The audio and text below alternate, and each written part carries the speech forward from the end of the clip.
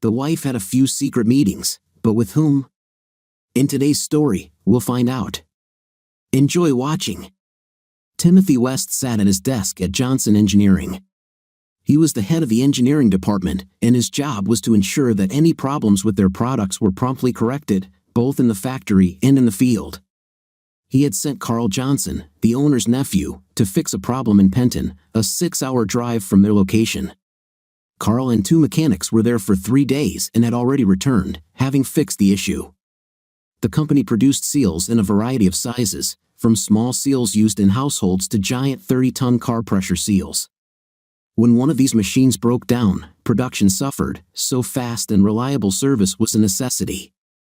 This particular machine had broken down just 2 weeks ago, and Carl had insisted it was fixed. However, 10 days later, it broke down again. Carl called, saying the problem had been fixed and they were coming back. When Sam, the owner, called Tim into his office and informed him that the machine had broken down again, and the company was insisting that Tim handle the issue personally, Tim, who didn't like conflict, agreed to go. He called Chris to let her know he'd be out of town for a couple of days and that they'd have to cancel their dinner. Chris was not happy and said she would go out anyway, seeing no reason why it should ruin her evening. She slammed the phone down. Tim hung up and wondered where the loving wife he once knew had gone. Timothy West was 32 years old and graduated with honors from the university with a Master of Science in Engineering and a Bachelor of Science in Computer Science. Everything about him was average, 5 feet 9 inches, 150 pounds. He was not good at sports, but thanks to his above-average IQ of 150, he was an excellent student. He was quite physically fit due to going to the gym twice a week and was considered attractive among women. His passions were his wife Christina and restoring cars, both old and new, which he knew were deemed unsalvageable by the insurance company. Christina, his wife of 9 years, had graduated from medical school at age 32 and worked at a local hospital 3 days a week. She was 5 feet 4 inches tall and weighed 110 pounds, with a 36-23-37 figure and a smile that lit up the room. Her passion was to look good. She went to the gym every day and spent money. Tim paid for everything: her car maintenance, gas, rent for their big house that she wanted, all household bills, and also contributed to a joint account that she used for everything else. They had gotten married right after college and started life in a small apartment, planning to save for a down payment on a family home. Chris insisted on separate bank accounts and never discussed her income with Tim, insisting on a single joint account but never putting anything into it. When they announced their wedding, Christina's parents pulled Tim aside to talk. Tim thought it would be a speech about not hurting his daughter, but it wasn't. It turned out to be a warning. He was told that he was marrying a selfish woman who would take advantage of him if she had the chance. He was also warned that she could spend money like water, and her mother added that Christina was the scruffiest person she knew. Despite the warnings, he married her anyway and soon realized that her parents were right. She would empty her bank account mid-month and then complain about not having enough money. She never put anything away, threw everything where she stood, and left it. Tim constantly tidied up the house and put away her clothes. The inside of her car was like a trash can, with receipts crumpled up and thrown on the floor for Tim to clean up at the end of each week. On the other hand, there was her insatiable appetite for a night. They made love almost every night and twice on Saturdays and Sundays. Tim desperately wanted children, but Chris wanted to wait, so they waited 2 years to start their family. Tim was now a supervisor at Johnson Engineering, earning a mid-5-figure salary plus bonuses. He decided to keep this money in a personal account because he knew Chris would find a way to spend it. He planned to save it for his children's education, so he didn't tell Chris. Before Chris agreed to start a family, she insisted on moving to a bigger house. Since they had almost no savings due to her club membership, gym membership, new car payments, and social obligations, they decided to rent. They found a nice 3-bedroom house with a garden in a safe residential area, complete with a communal pool, barbecue areas, and a gym. Chris refused to change her gym because all her friends went there. As usual, Tim gave in to her demands. After all, he was a weak man who believed in the principle of turn the other cheek. He was the same at work, where his subordinates did not take him seriously and called him Little Tim. Everyone thought of him as a coward and henpecked. He never argued or stood his ground. Chris stopped taking the pills, and they tried to have a baby for a year without success. Tim went to the doctor for tests and was told he was fine, so he wasn't the problem. Christina also went to see a doctor, but not their family doctor. Instead, she visited a family planning clinic. She returned home in tears, declaring that she was infertile. Tim consoled her as best he could, but she seemed distant. This affected their nightlife, which dropped from almost every night to once a week or not at all. She also became mischievous and started arguments out of nothing. About 6 months ago, she began to humiliate and embarrass Tim in front of his friends and family. Of course, Tim, as always, tolerated it, so it was no surprise that he agreed to go and fix the problem that Carl and his team had failed to solve again. Tim went home to pack his bag for a couple of days. When he entered the house, the first thing he noticed was the chaos. The breakfast dishes were still on the table. When he went upstairs, he found clothes scattered all over the bedroom where Chris had decided what to wear and had simply left the discarded items wherever. He quickly cleaned up and washed the dishes after breakfast, then packed his bag for the trip. As he drove to his hotel, he had the opportunity to review the last few months of his marriage. It all started at a company barbecue when Chris met the new head of the company's legal department, Troy Sims. Troy was a former NFL linebacker for the Ravens who had been forced to retire due to a knee injury.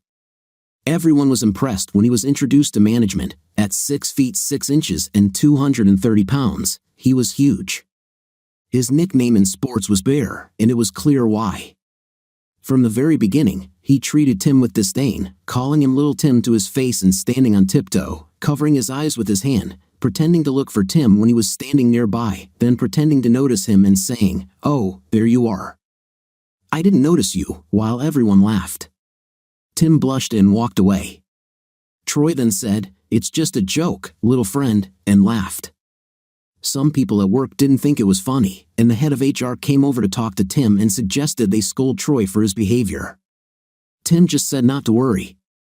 It all started at a barbecue that took place on the first Saturday in June. Tim and Chris had just arrived in the parking lot, and when Tim got out of the car, he saw Troy Bear surrounded by his friends at the bar. When Chris came out, she pointed at Troy and asked who he was because she thought she recognized him. Tim explained who Troy was, and Chris said she would like to meet him. Tim explained that he and Troy didn't get along and that Troy was a jerk. As they walked to say hello to Mr. Johnson, the owner, Troy spotted Tim and Christina and called out, "Hey, Timmy, is that your big sister? She's too beautiful to be your wife. Ask her if she ever wants to marry a real man." There was a stunned silence, and Troy realized he had crossed the line. He shouted, "Just kidding, no offense, little friend." All his friends laughed, but what really made Tim angry was that Chris laughed too. He felt his face heat up as he walked up to his boss and introduced himself to Chris. Samuel said to ignore Troy and that he would talk to him later. Samuel's wife, May, apologized for Troy and her husband's lack of empathy and said that Troy was a typical jock and scoundrel. Tim didn't want to get drinks because Troy and his hangers-on were positioned next to the bar and would probably humiliate him. Luckily, Chad Foster, the head of human resources, saw the incident and brought them drinks. He stayed and chatted for a while, praising Tim's contributions to the company's success. Tim asked Chris if she wanted anything to eat and went to the roast pork trailer. The line was long, so it took a while to get food. He looked around for Chris, but she was nowhere to be found. He assumed she had gone to the toilet, but after a while, she did not return, and he began to worry. May approached him and asked what the problem was. When he explained his concerns about Chris, one of the women at their table said she had seen her leave with Troy and pointed in their direction. Tim, fearing the worst, hurried after them, followed by May. They walked around the bushes and saw them standing close to each other, talking in low voices. When Chris saw him, she stuttered and took a couple of steps back to a more respectful distance. "Hey, honey, Troy was just showing me the view of the lake. Isn't it wonderful?" "Yeah, very romantic." "I'm sure," Tim said. "What are you implying?" Chris shouted, "Yeah, Timmy, don't be nervous. We were just having fun. No big deal." Troy said with a grin, "We're leaving now." Tim said and took Chris's hand. She pulled her hand away and said, "Stop acting like a spoiled schoolboy. I'm staying." Well, I'm leaving. I'm sure you can find someone to give you a ride home, and he went to the car. May stood and watched the whole scene, giving Chris a very disapproving look. She said, if you value your marriage, you'd better catch up with him and apologize. Chris gave her an angry look and left to catch up with her husband. May looked at the grinning Troy and said, you can wipe that grin off your face if you want to keep your job. Stop harassing other people's wives. The barbecue is over for you. Go home. Troy knew better than to argue with May since his job really depended on her word. She controlled all the money. Chris caught up with Tim when he got to the car, but instead of opening the door for her, he walked around to the driver's side and got into the car. Tim always opened the door for her, and she realized how seriously angry he was. When they got home, as soon as they walked through the door, she started attacking him. What the hell was that? He was just friendly. I told you when we arrived that we hated each other. And when he tried to provoke me in front of everyone, you giggled along with the others. How do you think I felt seeing my own wife laughing at me? Then, while I was getting us food, he took you behind the bushes. We didn't do anything wrong. We were just talking. Well, you were talking very quietly and standing too close, as you well know, judging by the guilty look on your face when you moved away. It doesn't matter whether you did something or not, it looked like you did. Including in front of my boss's wife. He's probably bragging to his hangers-on about how he kissed you. I told you he was a creep, but you didn't listen. All you saw was a sports star, and you couldn't wait to take your panties off. Let me tell you, I don't want you to see him again, or we will be reconsidering our relationship. Tim went into his office and closed the door. Christina was left standing stunned. Tim had never spoken to her like that before and always left his office door open. Over the next week, the atmosphere in the house was cold, and they spoke to each other only when necessary.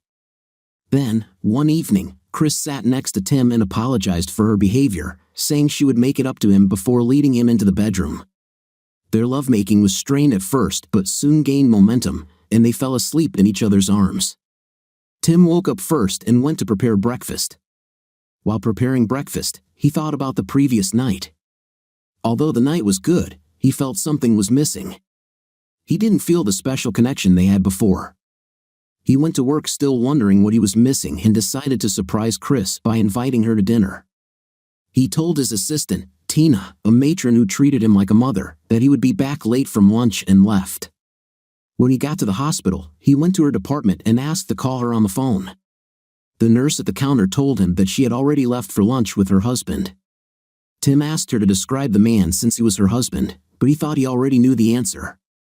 She described his worst nightmare. It was Troy. As he thought of him, he knew where they might be and went there to see if he was right.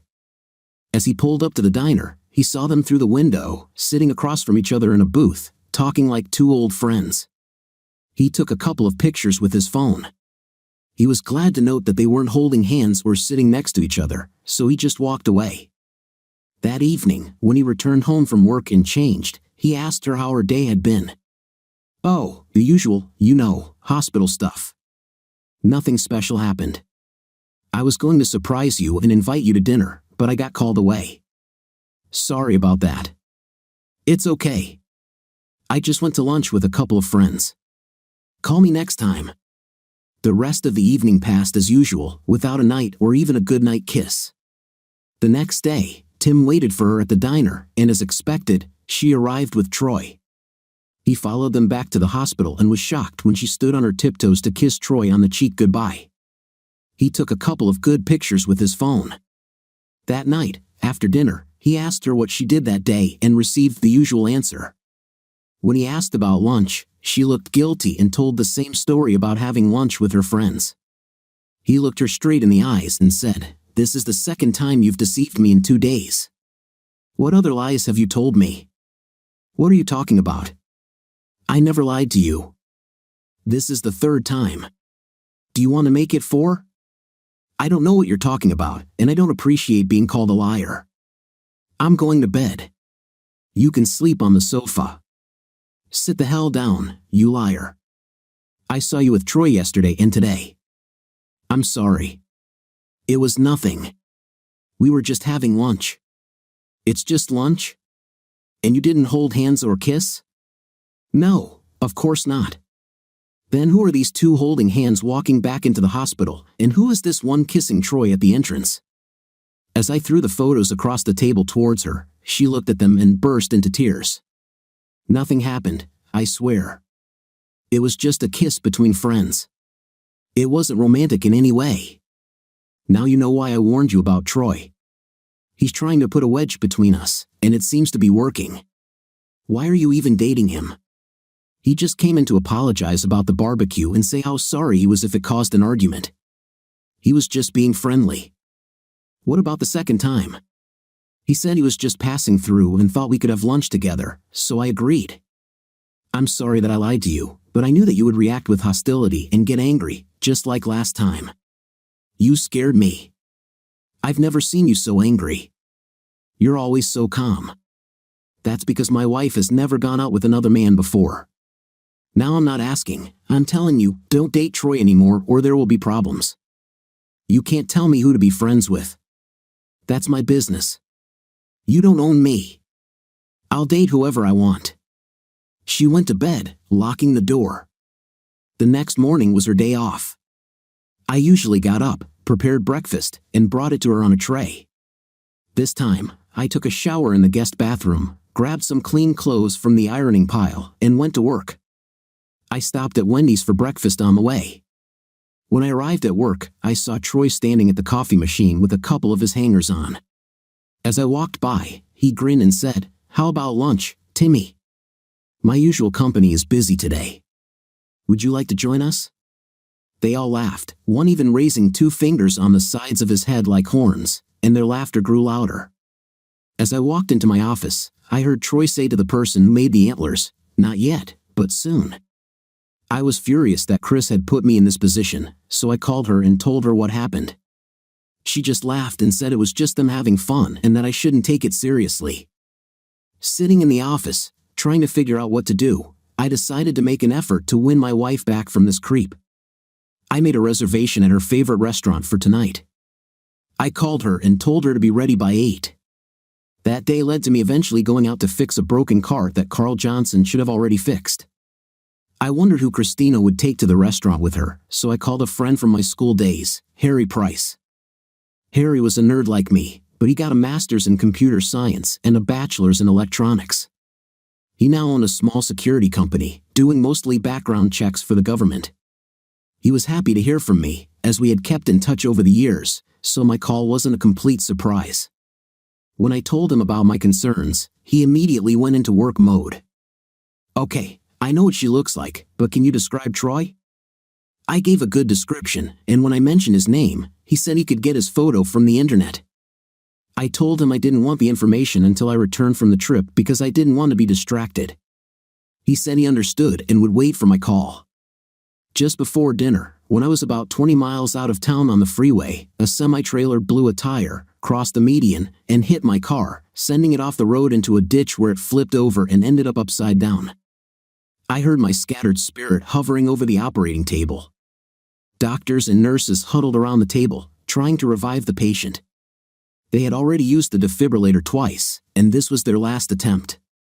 Clear the place, bang, bang. Once again, clear the place, bang, bang. There was no reaction. I'm recording the time as he said it. An entity unlike mine left the body. This one was almost white, while mine was almost black. As we got closer, I felt a pull, and we merged into one, dark gray in color. We then seemed to be pulled back into the body on the table, and the last thing I heard was, "I don't believe we have a pulse." I lay listening to voices that seemed very far away. It's a miracle he was dead. There was no pulse and nothing showed on the monitor. Well, he's alive now and looks good, but I'm not sure he'll be able to walk again. I went back to sleep. I could see a bright light through my eyelids and tried to open my eyes, but they seemed stuck together. He seems to be waking up. The eyelids parted. A bright light hit my eyes. "Mr. West, can you hear me?" Cough, cough. "Nurse, bring some ice." A cold, wet feeling on my lips. Pleasant. "Where am I?" "You are in the hospital, Mr. West." Do you remember what happened? I was responding to a call, and I remember seeing the truck hit the barrier and then nothing. Is my wife here?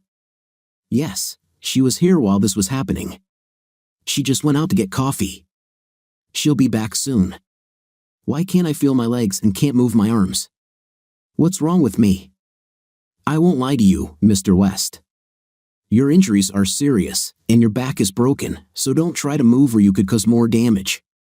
At that moment, the door opened, and Chris came in. Seeing that I was awake, she put down her coffee and rushed towards me. I could not turn my head, as it was fixed in some kind of structure. She took my hand and kissed me tenderly on the lips. I felt moisture on my face and realized that she was crying. Oh dear, thank God you're alive. I was so worried. You were in a coma for 3 days, and they weren't sure if you would even wake up. I must have fallen asleep again because when I opened my eyes, I was alone. I pressed the call button for a nurse, who came very quickly. Has my wife gone home? Yes, Mr. West, but that was yesterday. She will come again later. Would you like something to eat? No, but I'm very thirsty.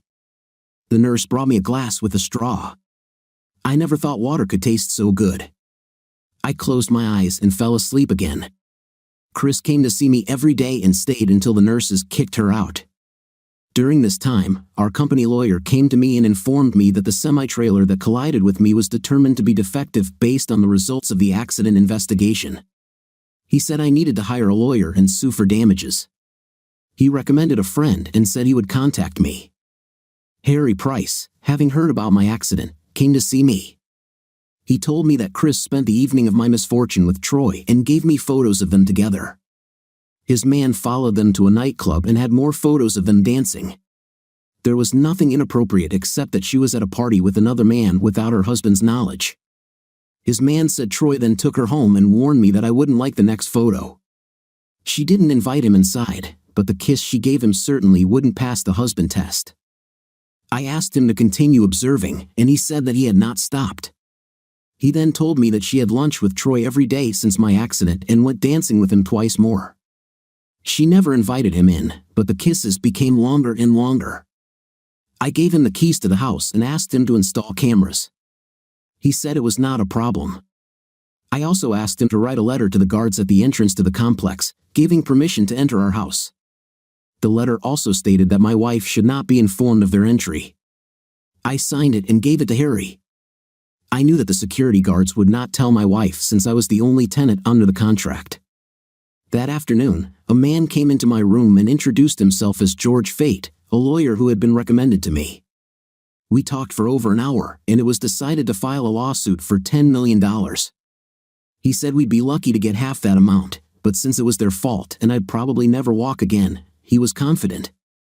I signed a contract for the provision of services, and he left. That night, I awaited Chris's visit, knowing that her reaction would determine our marriage. Chris entered my room promptly at 6 p.m., the start of visiting hours. We talked a little about my condition, and then I brought up the elephant in the room. Chris, the night of my accident, you said you were going to go out anyway, right? No, honey, I didn't want to go anywhere. And remember you said that you would date whoever you wanted and it was none of my business? She began to get nervous, fidgeting with her hands and not looking me in the eyes. Well, remember, of course, honey. I'm sorry about that. I was just angry. I didn't mean it. So you haven't seen Troy since then? No, of course not. I wouldn't go against your wishes. You're my husband. Have you ever heard the expression 3 strikes and you're out? It's from baseball. If a batter misses 3 times, he is automatically out. Of course, but what does this have to do with our situation? You've already lied to me twice tonight, and if you lie to me again, our marriage may not survive. She became defensive and almost screamed, I have never lied to you. What gives you the right to call me a liar? I pulled out from under the blanket the envelope containing the photographs Harry had given me. First lie, you said you didn't go out that night. I handed her a photo of her dinner with Troy. She looked at the photo and screamed, covering her mouth with her hand. Then I showed her a photo of her dancing with Troy, and she started crying. Second lie, you said you haven't seen Troy, and here you are having lunch with him every day since my accident. Not only that, but you also danced with him twice more. Can you explain that? I'm really sorry, and I swear nothing happened. We were just talking. He's not what you think he is. When the accident happened, he came to see how I was, and we went to lunch. I felt better having someone to talk to. He was so understanding and empathetic. Yes, we danced, but he acted like a gentleman and didn't try to do anything. I didn't mention it because I knew how you felt about him, but he's actually a very nice person. Tears rolled down her face. Think very carefully before you answer this question. Your answer may determine our marriage. Have you ever kissed him? I saw her thinking. How much does he know? He knew everything else. Perhaps if I prevaricate, I might be able to avoid answering. Yes, I kissed him once on the cheek just to thank him for his support, but it didn't mean anything. I only love you. 3 strikes, you're out. I handed her pictures of her kissing Troy on the lips in 3 different places. Tears were now flowing freely, and she began to sob. Oh God, I'm so sorry. I didn't mean for this to happen. It just came so naturally, and I was drinking, so I wasn't thinking clearly. I'm sorry. It won't happen again, I promise. I can't express how damaging this is to our marriage, but at the very least, we need counseling to try to work it out. Luckily, it didn't go further than a kiss. If you had invited him to our home or gone to see him, we would have gotten divorced. If that's what you want, say it now, and we can finish this. I don't want a divorce. I love you, and I didn't want a disrespectful wife, but that's what I got. Tim, I'm sorry. I'll try to improve if you give me a chance. Chris, I don't want a divorce either, but I can't live in a marriage based on lies. This is your last chance. If you see him again, we're done. Do you understand what I'm saying? I promise. At that moment, the signal sounded, signaling the end of visiting hours. Chris came up to me, kissed me, and whispered, I promise. Then she left. I was physically and emotionally exhausted and immediately fell asleep. The next day, Harry came, and I could see from his face that he was bringing bad news. He sat down in a chair and looked at me. Tim, I'm so sorry, but I have bad news. Troy came to your house and stayed the night. My heart broke right then, and I started sobbing. Harry came up to me and put his hand on my shoulder. Tim, it wasn't entirely her fault. He put something in her drink. The video clearly shows him putting something in her drink. Harry, it doesn't matter what he did. She promised me she wouldn't see him again. She put herself in a position to be subjected to this, so it's her fault. Do you have a video of her cheating? Yes. Do you want to watch it? It's unpleasant. Not yet, but you can make me a few copies. Today is one of her work days, so she won't be home until 6. I want you to do something for me. I gave him a list of things I wanted him to do, and he said he could get it done before she got home. My phone was damaged in the accident, so I asked Harry to buy me a new one and transfer all the data to it. I also asked him to buy me a pay-as-you-go SIM card. I then took his number and called the lawyer handling my case, asking him to recommend a good divorce lawyer. He said he would contact me. Harry left to run my errands, and I cried like a baby over the loss of my wife and marriage. When I left the hospital, Christina felt terrible. She had hurt her husband and broken their marriage. She went home determined to fix everything. She called Troy and told him she couldn't see him anymore because Tim had found out and threatened to divorce her. He insisted on meeting to discuss it, and she gave in. Maybe, deep down, she still wanted to see him. When he knocked on the door, she opened it, and he came right in. When she closed the door and turned around, he hugged her and kissed her passionately. At first, she tried to push him away, but then she melted in his arms. She knew it was wrong, but she couldn't resist. They kissed for a long time. Then he let her go and said that he had to see her because he was in love with her. It was a complete surprise, and she sat up in shock. Troy went to the kitchen and returned with a couple of glasses of wine. She needed to go to the bathroom and collect her thoughts. She should have gently rejected Troy. She loved her husband, not him. They sat and drank wine, and Troy explained that he had fallen in love with her at first sight at the barbecue. She tried to push him away, but her resistance weakened as she saw how he was suffering. She wanted to take a sip of wine and noticed that her wine was finished, so she poured more into both glasses. Troy was now crying and telling her how much he loved her, so she sat next to him and hugged him. A few minutes later, he looked at her, leaned in for a kiss, and even though she knew she shouldn't, she kissed him back. The kiss grew into caresses, then into passionate caresses. Her head was spinning, and she was hornier than ever. In the morning, she woke up and realized what she had done, but strangely, she was not as upset as she expected. In fact, she wanted more. She spent the entire day remembering their time together and was horny for most of the day. She wondered how she would be able to look Tim in the eyes in the evening, but she pushed those thoughts away.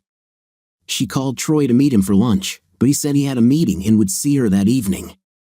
So, she was left alone. When she got home, the first thing she noticed was that Tim's truck was missing, and when she looked in the garage, the Mercedes SLK Tim was working on was missing. She shuddered and ran into the house. Tim's favorite chair was missing from the living room.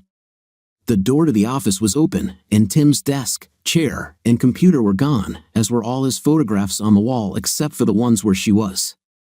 Those were broken on the floor. The safe was open and empty, as was the gun safe. I went upstairs and into our bedroom, where I saw dirty sheets and remembered last night.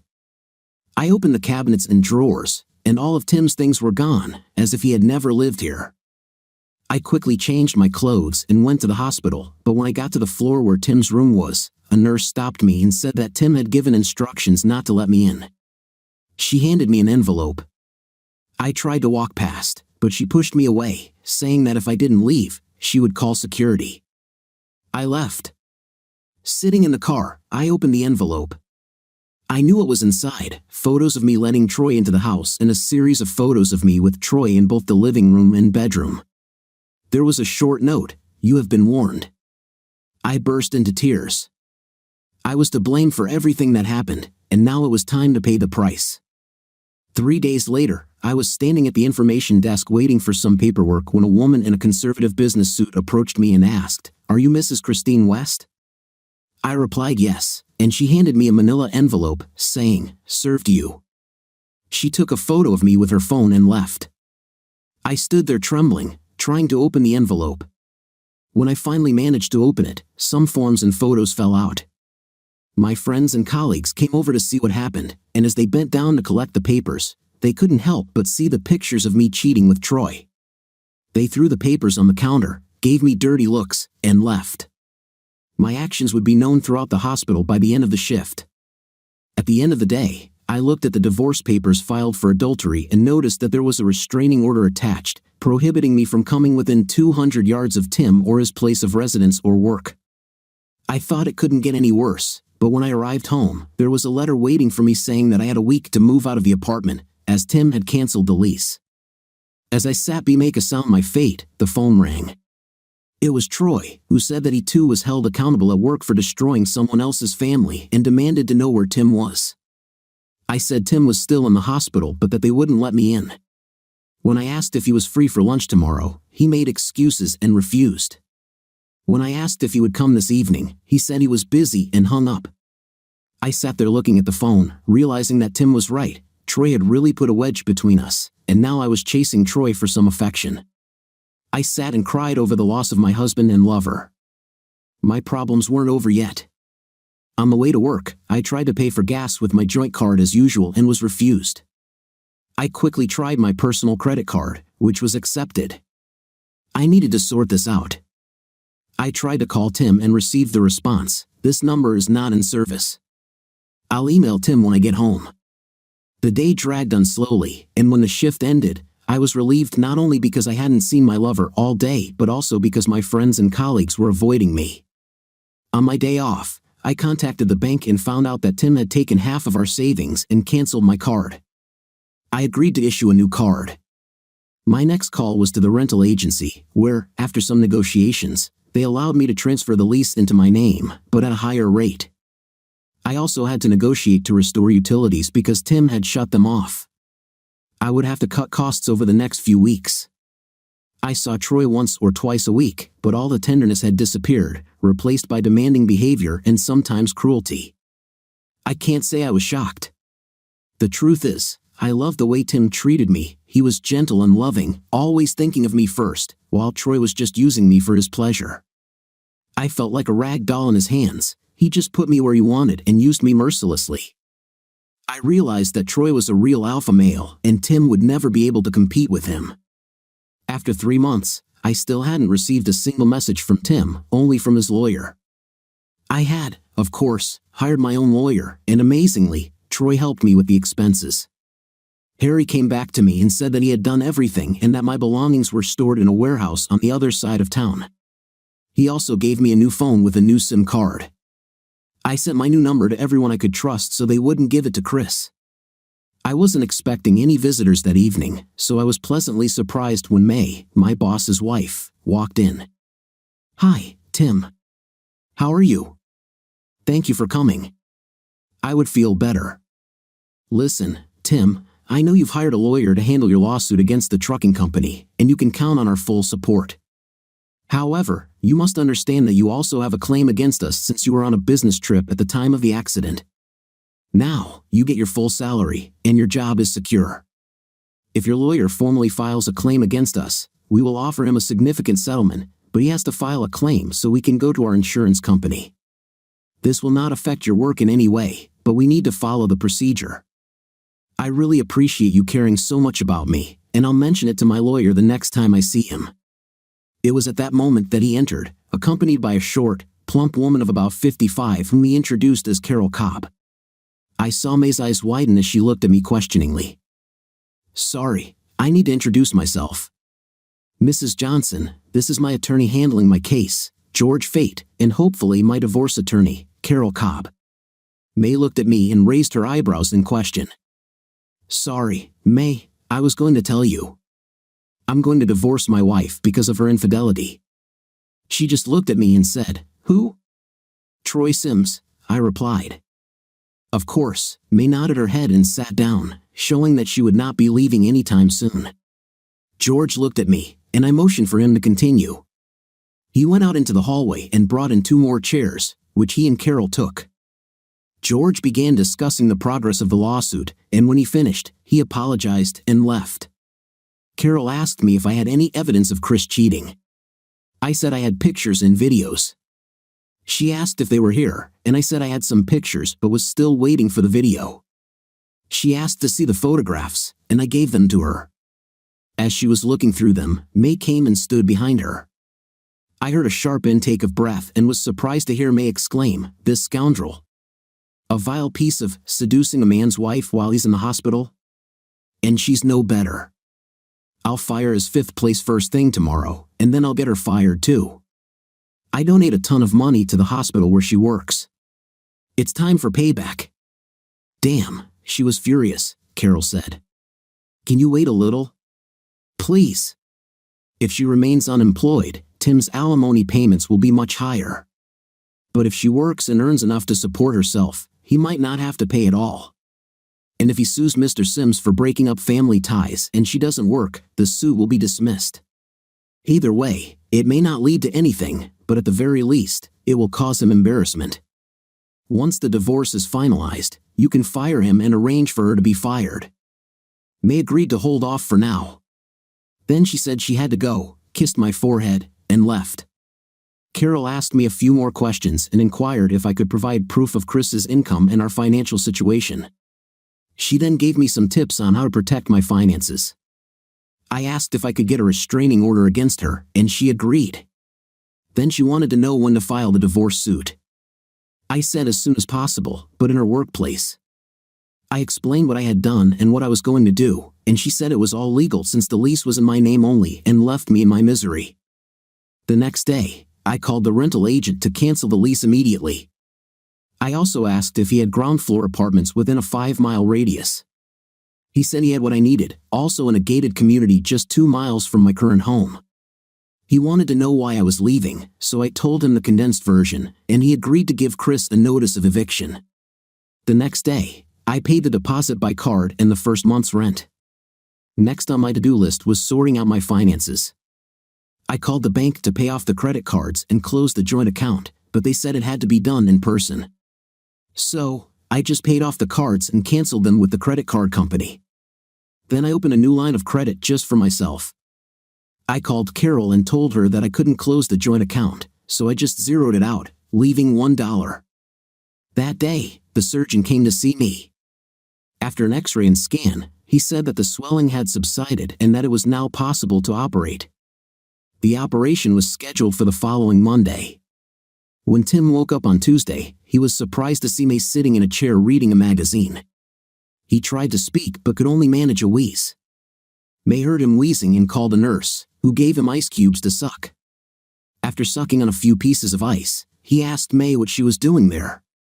She replied that, since he had no one, she decided to play the role of mother. When he tried to laugh, his back hurt so much that he almost lost consciousness. He felt something in his legs but could not move them yet. He looked down at his body, which was encased in a cast from neck to hips. He lay on a special bed that tilted so he could eat and swallow regular food rather than the baby food he had been eating before. He thanked May for being there and cried when he realized he had no one else. He fell asleep again and had a dream that he was in the desert in a firefight and was returning home to his cheating wife. This woke him up, sweaty and confused. The nurse came in as his monitor showed a sharp spike in blood pressure. Seeing that he had woken up, she asked if he was all right. "Yeah, just a bad dream." "Well, since you're awake, the doctor will want to see you." "I'll call him now." She left the room, and a few minutes later, the doctor entered. "Well, Mr. West, the surgery went better than expected. When I opened you up, your spine was already in alignment, and there was minimal swelling of the spinal cord. Honestly, I've never seen anything like this before. I just put a plate in place to help stabilize your back while it heals. If everything goes as well as this, there's no reason why you couldn't make a full recovery. To help with this, I suggest you go to one of our rehabilitation centers. How do you feel about this?" "Sounds good. When can I go there?" "You can go tomorrow if you want. I'll schedule an ambulance." The next day, I was taken to a small clinic 50 miles away for rehabilitation, which included learning to walk again. When my cast came off, I started doing a lot of exercises to stretch my ligaments. The doctor who performed my operation came to look at me. "Mr. C. West, you are a real mystery. When they brought you in, you weighed 57 kilograms. After your forced inactivity, you should have lost weight and muscle mass. Instead, you now weigh 70 kilograms with well-defined muscles. This goes against all the rules of recovery. In fact, you have the body I would expect to see on a soldier. There's one more thing I can't explain. You have a scar from your left eye to your mouth. Have you ever been injured in this area?" "No." "Maybe this is the result of an accident. Your medical records don't show any injuries in that area, so probably not.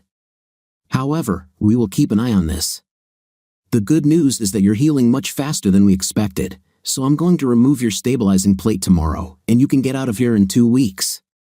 While all this was going on, Harry kept me posted on Chris's movements. When I kicked her out of the hospital, she went straight home and cried a lot. She managed to keep the lease of the house in her name only, so she was still living at our old address. He also said that Troy visited her often and often stayed overnight, so Harry had plenty of video evidence for my upcoming divorce. However, he mentioned that any video evidence taken after she took out the lease in her name would be inadmissible in court. He also told me that she spent several nights at his house. I asked him to track Troy, and he said he could, but it would be illegal, and we could be prosecuted if we were caught. I said that I only needed it for information, and no one else would know. He agreed to try to gain access and install recording devices and said he would contact me later. I thanked him for moving all my stuff to my new apartment and told him I owed him a beer. After my quick recovery, I finally left the clinic. Harry picked me up and took me to my apartment, which I had never seen. We parked next to my truck in a secure underground parking lot and walked up to my new apartment. As we entered, I was greeted by a loud scream of surprise. Some of my colleagues were waiting for me there, led by May, who rushed into my arms and whispered, "Welcome home." There were also a few faces I didn't recognize, and I later learned they were the welcome committee from our apartment complex. I especially liked the red-haired girl and decided I wanted to get to know her better. May and Harry furnished the apartment together. I had everything I needed, even the computer was already set up, and the new TV was hanging on the wall.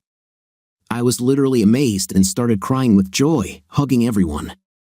I thought I was left alone, but I was wrong. I had friends. The next day, I made an appointment with my claims lawyer. In the afternoon, he told me that the shipping company had offered $3 million, but he said he could get at least $5 million if I waited, and I agreed. He also said May contacted him after he filed a lawsuit against the Johnsons, and after a short negotiation, they agreed to pay compensation in the amount of $13 million and keep me as chief engineer. He said he accepted their offer on my behalf, and the check was deposited into my separate account, separate from my wife's. As I was driving around a new area, enjoying the joy of driving and experiencing new surroundings, I noticed a gym and suddenly wanted to sign up. I parked and walked into a gym called Sam's Mixed Martial Arts Gym and Training Center. As soon as I walked in, my nostrils were filled with the smells of sweat, liniment, and leather. It was an old-fashioned gym with free weights, a boxing ring, and various leather punching bags. There was also a large mat area for sparring. As I stood there, a man came out of the sparring area and approached me. "Can I help you?" Yes. I'm thinking about joining the gym to build some muscle. I've been sick recently and need to get back into shape. Okay, we can definitely help with this. Come into the office, and we'll discuss everything. This was the beginning of my acquaintance with MMA.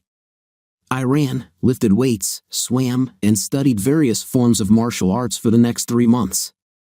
By the end of this period, I weighed 82 kilograms, all muscle, and could confidently hold my own in the ring.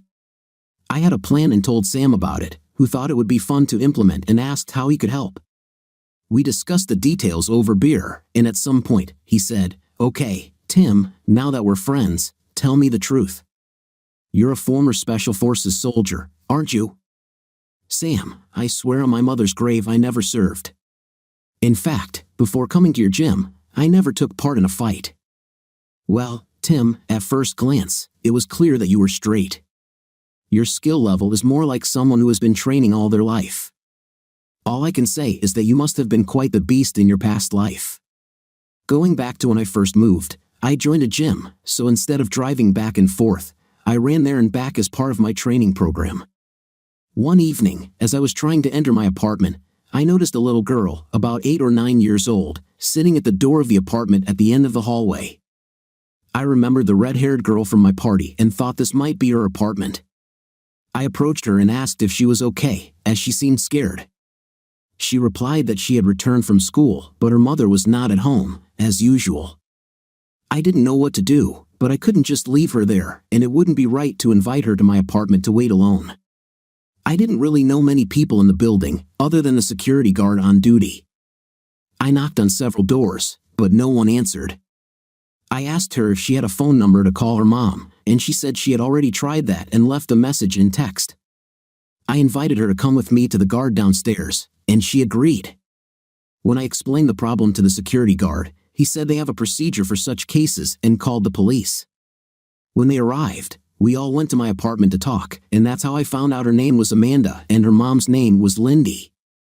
While we were talking, I gave her milk and cookies, and she seemed calmer. As we talked, she told me that she and her mother lived alone, but her mother was always at home when she returned from school. The police officer tried to call social services to come and pick her up, but they said there wouldn't be an employee available for several hours. Then they asked to talk to Amanda and inquired if she had a nanny and where she lived, if she knew her number. The nanny lived on the next floor, so we went to see her. She agreed to look after Amanda until we could find her mother. I took the officer back to my apartment, and he started checking Lindy's place of work. She was an accountant for a local engineering company who said she left home at her usual time to return to her daughter. The policeman asked them to check if her car was still in the parking lot, and they said it wasn't.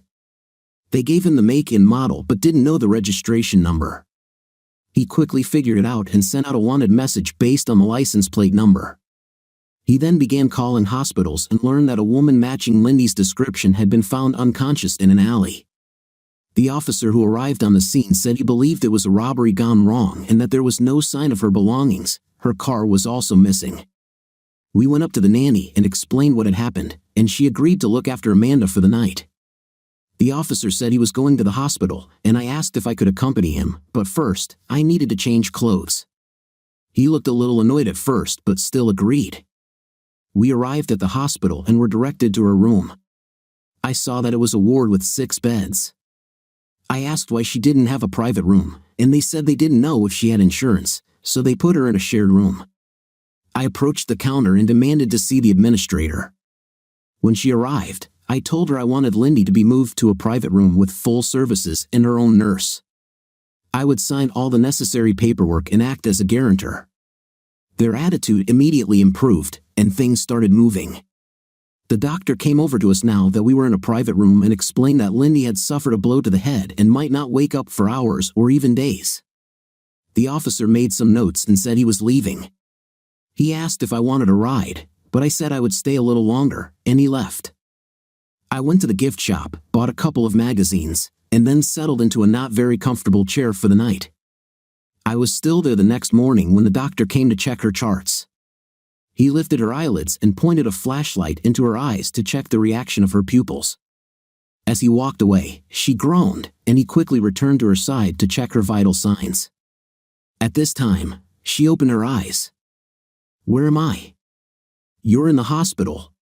"Do you remember what happened to you?" "Yes, 2 men pulled me out of the car. One of them hit me, and I don't remember anything after that." "Well, you are in good hands. We will inform the police that you have regained consciousness. Expect a visit." "I can't stay here. My daughter will be horrified when she wakes up." "She's fine, the nanny is looking after her." "Who are you?" "I know you from somewhere. You were one of those who welcomed me to my apartment." "I'm your neighbor, remember?" "But how are you?" "Shoo, just rest. I'll bring Amanda tonight." "Do you need me to bring anything?" She gave me a list, and I left. When I got back to my apartment, I showered and changed, then went to get the nanny and picked up Amanda, telling her that her mom was fine but in the hospital. Amanda had 1,000 questions, but I had few answers. The nanny gave me a spare key to Lindy's apartment, so we went in there and Amanda packed according to the list her mother had given her. Amanda took the day off from school due to a family emergency, so there was no problem. Amanda insisted on changing, so I went back to my apartment and waited. When she came to pick me up, she looked cute in the way only girls can, even wearing her hair in a ponytail like her mother liked. It was still too early for a hospital visit, so we went to McDonald's for dinner, which earned me a lot of points from Amanda. After dinner, we grabbed milkshakes and went to the park to feed the ducks and talk. It turned out that Lindy was divorced, her husband had moved abroad, and he had never contacted her or Amanda again or paid child support. I learned all this from a 9-year-old girl while we fed the ducks and drank milkshakes. I then decided never to underestimate small children. When we arrived at the hospital, Lindy was sitting reading one of the magazines I had bought. When she saw Amanda, her face lit up, and they hugged for a full minute. She told Amanda that she had an accident but was recovering. Lindy remained in the hospital for a week as the brain swelling slowly subsided. I picked her up on Friday morning and took her home. She still had to rest for at least another 2 weeks. She refused to go to bed, so I insisted she rest on the couch. I went to the kitchen to make coffee, but when I returned, she was already sleeping peacefully. Amanda was due home in about 2 hours, so I started preparing dinner for them. Amanda burst in shouting, "I'm home," before realizing her mother was asleep.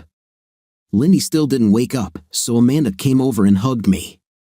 There is something special about a child's hug, and I cried as I hugged her back. She looked at me and said, "Thank you for taking care of us. I really love you, and I think my mom does too." I finished preparing dinner with mac and cheese, salad, and ice cream for dessert. Amanda woke Lindy up with a kiss and said dinner was ready. Lindy looked at me and smiled. "Thank you. You didn't have to do all that, but I'm very grateful." I served dinner on 2 plates and was about to leave, but they insisted that I join them. After dinner, I helped Amanda with her homework, and after watching her favorite movie, it was time for her to go to bed. Lindy started to get up, but Amanda said she wanted me to put her to bed and read her a story. I looked at Lindy, and she nodded in agreement. So, I told Amanda to put on her pajamas and call me when she was ready. I went into her room and carefully left the door open. She gave me her favorite book, and I turned to the marked page and started reading. After about 10 minutes, her eyes closed, and she fell asleep. I inserted a bookmark and put the book on the shelf. Before I left, I did something I never thought I would do. I leaned down and kissed her on the forehead. As I was about to leave, she whispered in her sleep, "I love you, Tim."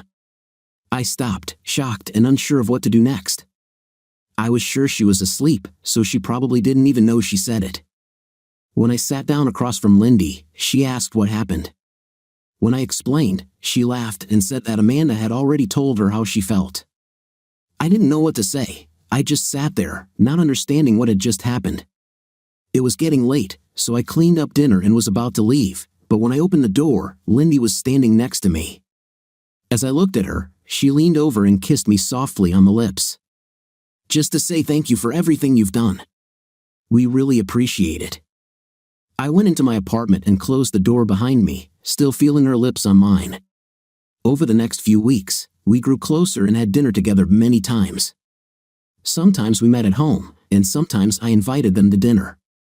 Whenever it was at their apartment, I would read Amanda a story until she fell asleep, then Lindy and I would sit and talk until it was time for me to leave. During one of our conversations, I told Lindy my sad story, which brought tears to my eyes. I admitted that I knew her story because Amanda had spilled the beans while we were feeding the ducks. Lindy thought it was funny and agreed with me to never underestimate a small child. We kind of started dating, but always with Amanda. We went to Disneyland in Florida for a long weekend, in separate rooms, of course. Amanda was starting to feel like the daughter I never had, and Lindy and I were very close. But I was afraid to take the next step and ruin everything. One morning, there was a knock on my door, and Lindy and Amanda were standing there. Lindy asked me to come over for dinner that night because she wanted to discuss something with me. I had a bad feeling about this and looked at Amanda, who just giggled. That evening, I went to Lindy's and knocked. She told me to come in. She stood there in her dressing gown, showed me to a seat, and sat down opposite me. Then I heard these terrible words, "We need to talk." I felt sick inside and wanted to leave. When I went to get up, she asked where I thought I was going. I admitted that I thought she wanted to end our friendship. "No, I want to know why you didn't even try to kiss me. I know you don't like men, is that it?" "God, no, you're everything I could ever want. You're perfect. I just didn't want to push you away." Well, thank God. I just stood there, mesmerized by the most beautiful woman I had ever seen. She came up to me, kissed me, and stuck her tongue into my mouth. We held our lips together in a kiss that seemed to last forever. In the morning, I woke up to the smell of frying bacon. I got up, took a shower, and went to the kitchen in just my boxers. Lindy was preparing breakfast in only her robe. We looked at each other. She blushed and looked down in embarrassment. I walked up to her and hugged her. "Are you sorry about what happened last night?" "No, and you never need to worry about that. It was the best night of my life, and you are the most wonderful woman in the world." We ate breakfast and then went to pick up Amanda. It was a Saturday, so there was no school or work. We took Amanda to the cinema to see the latest Frozen movie. Afterwards, we went to McDonald's for lunch. As we were sitting there drinking milkshakes, Amanda asked me in a small voice, "So, will you be my new daddy?" Lindy and I nearly choked on our milkshakes, but I still responded, "Would you like that?" "Yes, more than anything else." "Can I?" "Mom, that's enough. Amanda, you're putting Tim in a terrible position. We haven't even discussed this yet." "Sorry, Tim. You must feel terrible. Actually, I'm grateful to Amanda. I wouldn't have dared to ask you myself. So, to answer your question, Amanda, I would really like to be your new daddy if your mom will accept me." We both looked at Lindy, who looked like she was about to cry but simply nodded her head and squeezed my hand. Yes, yes, and yes. Amanda rushed towards me, turning over her drink in the process. I promised to be the best daughter in the world. We spent the evening choosing rings. We found a small jewelry store on a side street that sold a variety of engagement rings.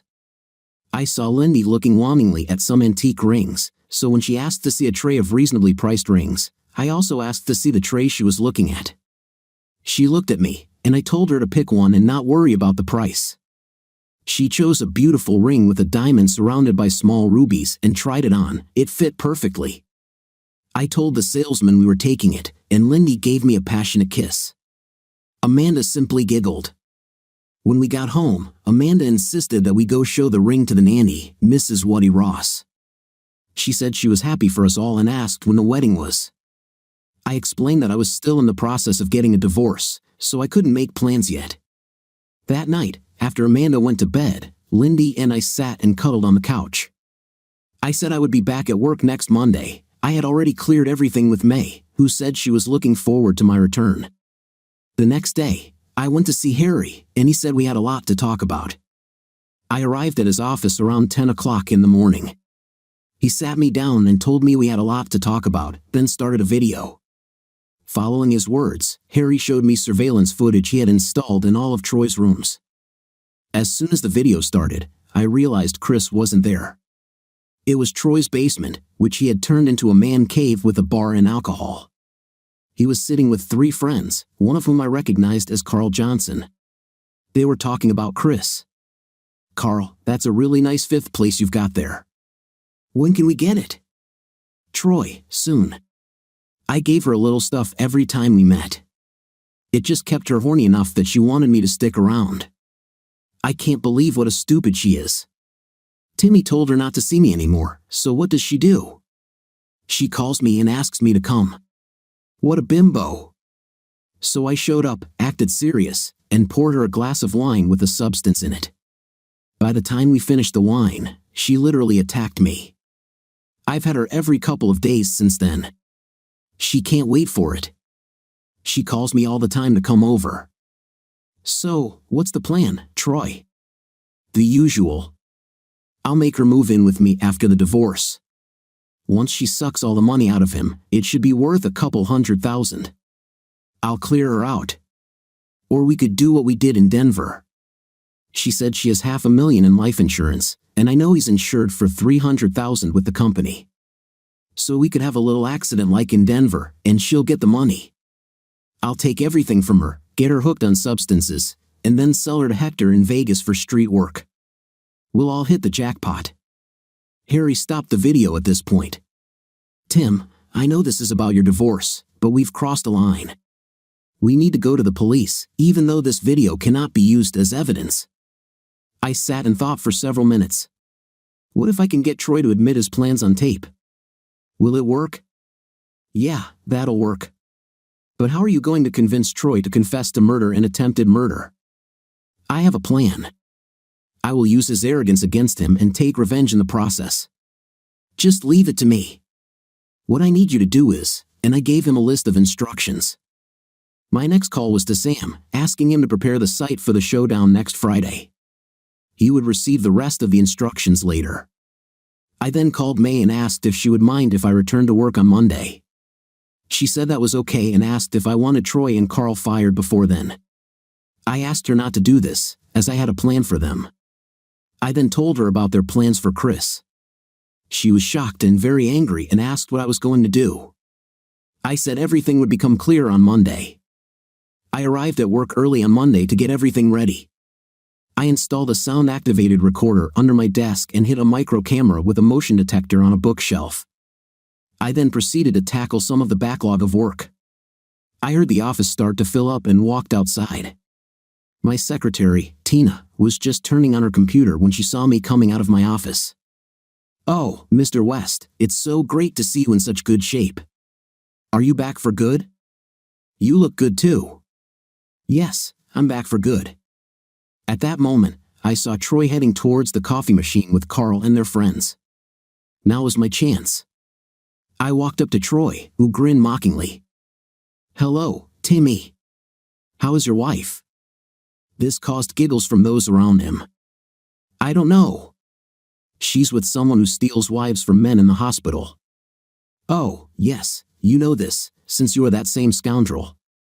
Those around him held their breath, and Troy was about to rush at me, but Carl held him back, saying, "Not here. There are witnesses. We'll deal with it later." I looked at Troy and laughed. "They say your name is Bear. If so, then that makes me a terrier because I'm going to tease you every chance I get until you stop hiding behind your friends. So, Troy, are you ready for one-on-one, or are you a coward? I'm going to kill you, you little idiot." Cheap words. Is that all you have? You're just a bag of wind.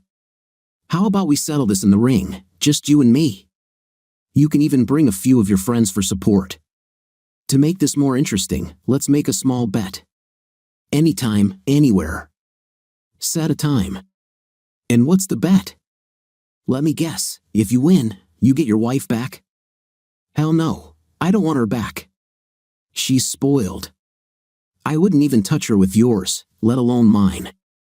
No, if I win, I take your car, your house, everything in it, plus $20,000. If you win, you get my truck and SLK and $20,000. And that's it. I took out the recording device. What the hell is this supposed to be? Troy said. Come to my office, and we'll talk about it. You too, Carl. It concerns both of you. Something about Denver, Vegas, and Hector made both of them turn pale and nod. I went to my office, and they followed me like two lost sheep. When we entered the office, I sat down, and they had to stand because I had removed all the chairs. I turned on the recording for them and saw them become even paler. Okay, guys, you know what this is? Well, what is it? They answered in unison. So, let's be clear. You find the right woman, gain her trust, slip her something, abuse her, then convince her to divorce her husband and give you all the money. Then you increase the dose of the substance, making her addicted so that you and your friends can collectively have an intim with her. When you've had enough, you sell her to a Vegas pimp named Hector, who puts her on the street. Is that what you do? You know this is true. So what are you going to do about it? One more thing, if a man is worth more dead than alive, you cause a minor accident, the insurance pays out, and you do the same to the woman. That's what you have in mind for me and Christina, right? Yes, but now that you found out everything, how much will your silence cost us? Well, if you meet me in the ring as suggested and win, this entry will be given to you along with the rest of the bet. Do we have an agreement? Hell yes, and I'll kill you in that ring, you are stupid. And I'll still have your wife and sell her. Oh, by the way, Troy, just to satisfy my curiosity, what did you do with that guy in Denver? He fell off a bridge while walking his dog, but you were destined to have an accident, and it may still happen. Now that we've all agreed, you can go back to work. Go ahead, leave. I put away the recording devices and relayed the information to Harry. Then I opened my briefcase and took out the flyers I had made earlier, inviting everyone to the fight and indicating the address. I called George, my lawyer, to draw up the terms of our bet. On the night of the fight, my lawyer and Troy's lawyer had to get our consent signatures, and each had to take the other client's property papers and a check for $20,000 made out to his opponent. Friday arrived, and I waited for Troy to come out of the locker room. I was already in the ring, sitting in my corner in a robe with a hood. Troy came out wearing a similar robe, raising his arms as if he was already a winner. He climbed into the ring, took a couple of fancy steps like Ali, and threw a few punches into the air. He tossed his robe to Chris, who caught it with a big smile. I felt a twinge of pain, but it was short-lived. I stood up and threw off my robe to Lindy, who insisted on coming to the fight. I saw Chris flinch and an expression of pure hatred flash across her face. We stood opposite each other, a bear and a terrier. I was wearing tight, knee-length liquor shorts with wrestling boots and boxing gloves. Troy wore traditional boxing shorts and boots, as well as wrestling gloves. I had cut my hair in a military style, 4 on top and 2 on the sides, combined with my wicked scar. People told me I looked like a pirate. Now that my robe was off, my newly defined muscles were clearly visible and discussed by my work colleagues. Even Chris was sizing me up, and some of Troy's supporters looked at each other nervously, wondering if they had backed the wrong horse. The judge climbed into the ring. There will be no rounds. The fight continues until one of the fighters can no longer continue. The fight will only be stopped if one of the opponents loses consciousness. There are only 2 rules, no biting and no eye scratching. Everything else is permitted. He called us to the center of the ring and checked our gloves. Go back to your corners and come out to fight as soon as the bell rings. Ding ding. We moved towards each other, walked around in a circle once, and Troy tried to hit me quickly, which I easily dodged. I smiled at him and asked, "Is that all you have?" It worked. I made him angry. He made a massive roundhouse kick. If it had hit, it would have knocked me out. I was ready and dodged as he walked by. I stood up and pushed his elbow, increasing his momentum and knocking him off balance.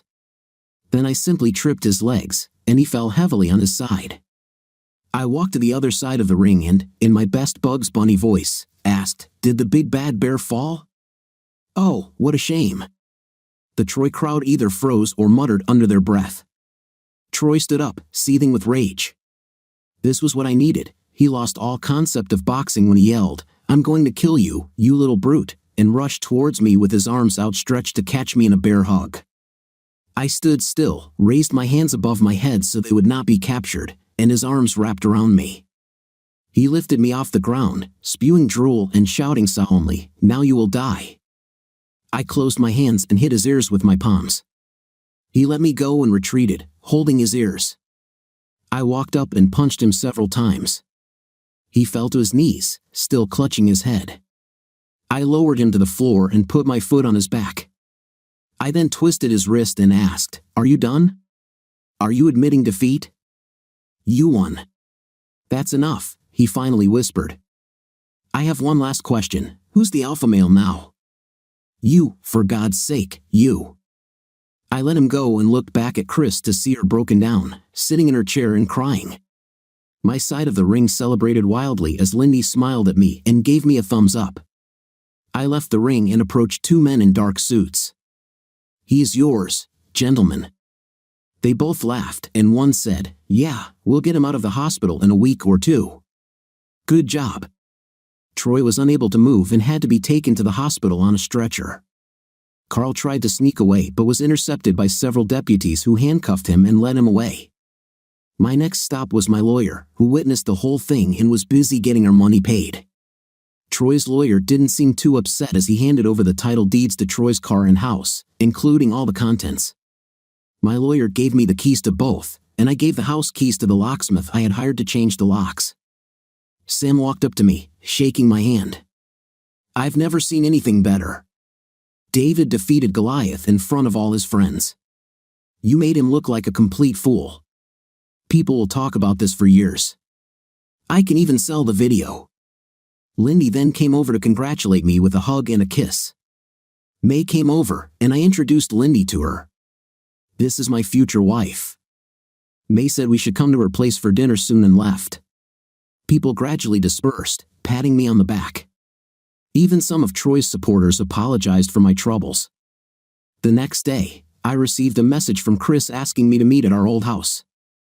I replied that I would come but would bring Lindy with me. We arrived at the appointed time and went inside. The conversation went like this. Chris sat on a chair at the dining table and looked terrible. "I called you here to apologize for my behavior and explain why I did it. No explanation is needed. You were wrong, and now you're paying for it. Not only that, but when you filed for divorce and I showed it to Troy, he said he would marry me after our divorce. But now that he's arrested, I have no place to live. I can't afford this house anymore. I only kept it to remind me of you, but you moved on. Before you continue, I think you should listen to this."